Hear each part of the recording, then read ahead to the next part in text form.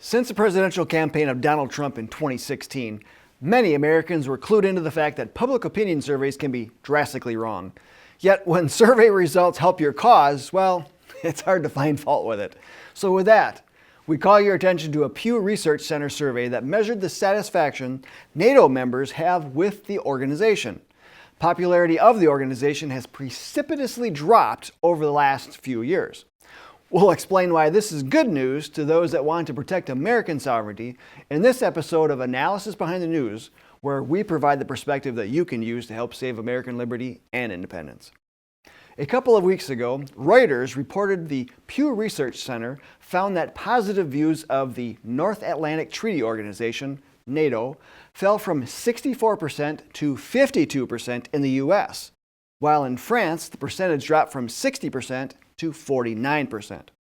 Both the US and France have recently been critical of NATO, with French President Macron stating NATO was experiencing brain death, while President Trump, early in his administration, rallied to get other NATO members to pay more of the organization's budget. So just so we're all on the same page, according to its website, NATO is a political and military alliance of 29 nations created to guarantee the freedom and security of its members through political and military means. Regarding defense, the alliance agreement states that an attack on one member country is considered an attack on all member countries, which is then supposed to invoke a coordinated military response from all members. At least that's what the stated purpose is.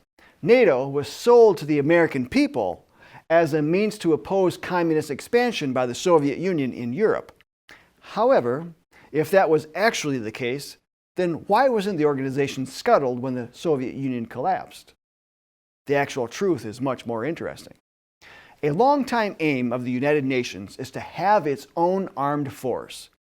Yet the way that the UN is set up, UN military authorizations may be vetoed by any of the 5 permanent Security Council members. So, it's very unlikely that a UN peacekeeping force could be turned into anything permanent. The month before NATO was created in 1949, globalist planner, Secretary of State Dean Acheson stated that NATO was designed to fit precisely into the framework of the United Nations, that it was subject to the overriding provisions of the United Nations Charter, and that it is an essential measure for strengthening the United Nations.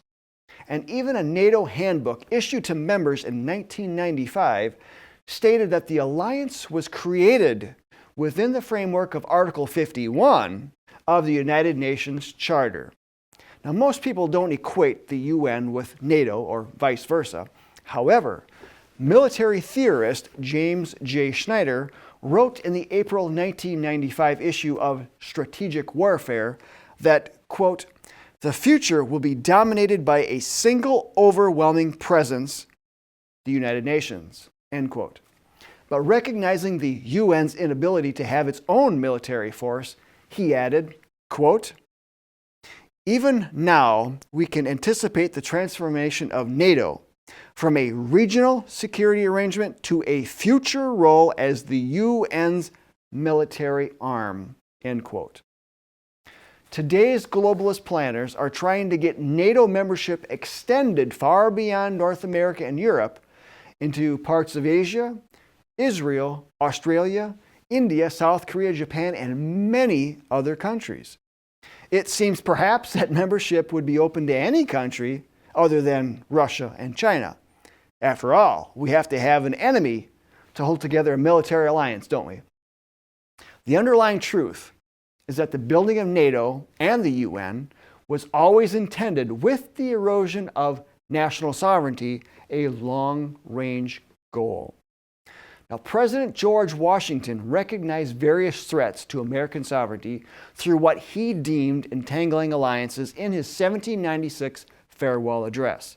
He warns against foreign alliances, especially military establishments which can be hostile to liberty. This is also the address where he mentions the famous line many remember about entangling alliances.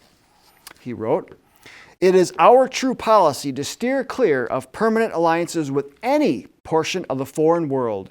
So far, I mean, as we are now at liberty to do it. For let me not be understood as capable of patronizing infidelity to existing engagements.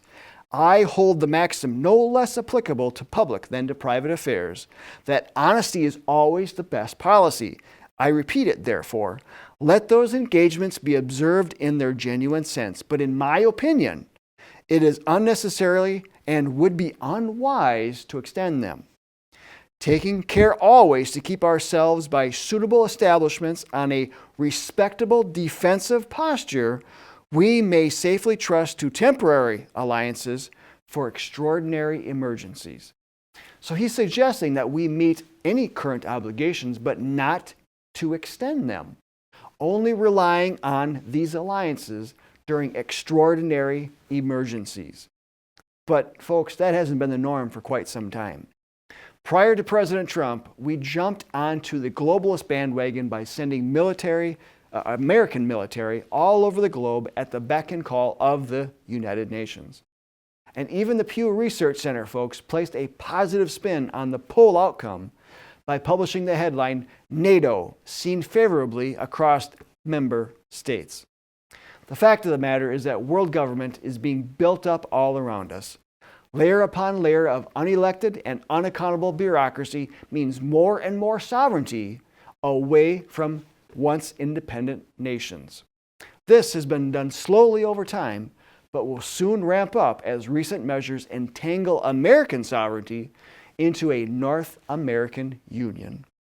Today's Americans would do well to follow the advice of our founders to avoid entangling alliances, which means getting out of the United Nations, getting out of NATO, the World Trade Organization, and many others.